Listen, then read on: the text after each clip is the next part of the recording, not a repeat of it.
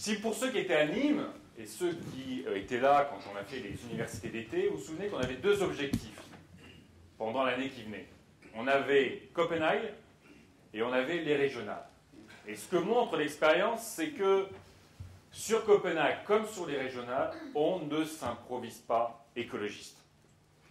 Et vous avez vu à Copenhague, vous avez vu 120 chefs d'État, on en reparlera tout à l'heure avec ceux qui y étaient, on a vu 120 chefs d'État qui ont joué les gros bras quand ils ont fait les discours, mais qui n'ont conçu Copenhague que comme un outil au service de leur communication personnelle, qui n'ont vu dans ce plus grand défi de l'humanité qu'un enjeu à usage national. Et là-dessus, Obama, comme les Européens, et même pire pour les Européens, parce que ce qu'on a vu à Copenhague, c'est Sarkozy, Merkel et Brandt s'asseoir sur l'Europe, créer la division européenne, casser l'efficacité de l'Europe qui devait être le leader de ces négociations, encore une fois simplement pour servir leurs intérêts à usage national. Et donc, pour nous, c'est à des années-lumière de l'écologie que nous portons. Parce que l'écologie que nous portons, pour nous, c'est l'écologie de la responsabilité. Responsabilité sur Copenhague, responsabilité sur une fiscalité écologique, et c'est certainement pas cette taxe carbone qui nous fera avancer vers la sobriété énergétique et la transition énergétique, comme la réduction de la précarité énergétique. Donc notre écologie, c'est l'écologie de la responsabilité. Notre écologie, c'est aussi l'écologie de la cohérence. Parce que qu'est-ce qu'on voit? Et malheureusement, les socialistes partagent ça avec l'UMP.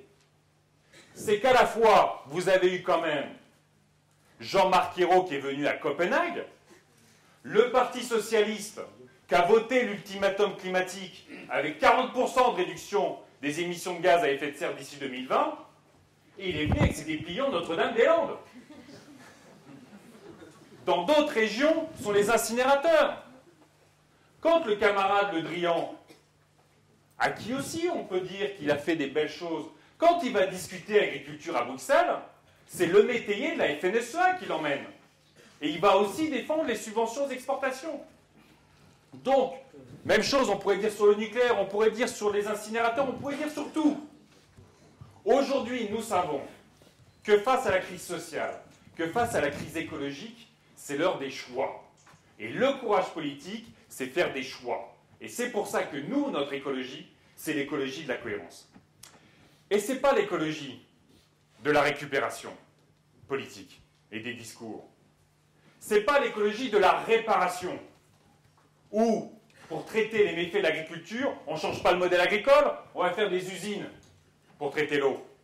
Ou, pour résoudre la crise des déchets, on ne va pas faire une politique de réduction à la source, on ne va pas faire une politique de tri, on va faire des incinérateurs.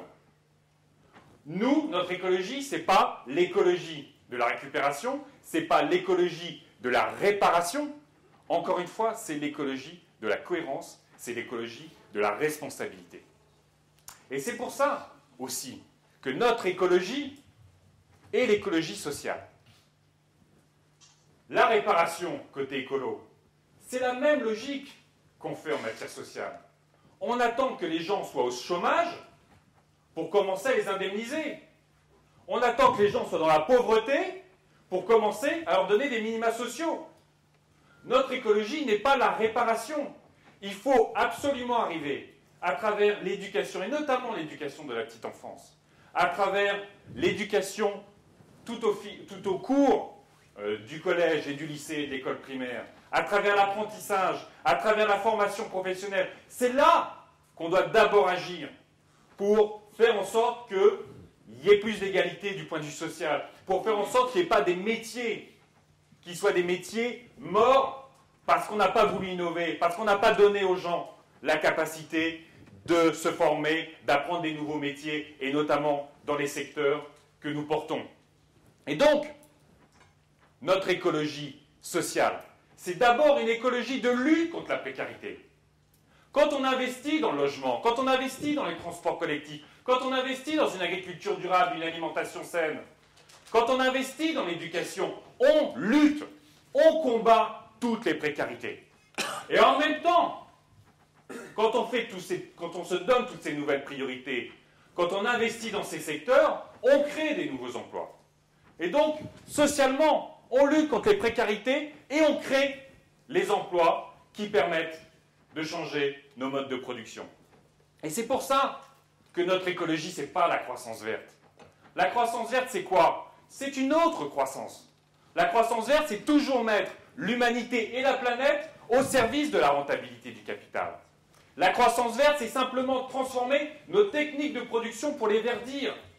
On ne se pose jamais la question de la finalité de la production à travers la croissance verte. Et pire, on ne se pose jamais la question de la redistribution des richesses. Et à travers l'exemple de Proglio, qui est un exemple symbolique, il faut revoir, ce n'est pas la responsabilité des régions, mais il faut remettre cette proposition qu'on avait dans les européennes du salaire maximal. Bon, vous applaudissez pas, c'est comme ça. Alors,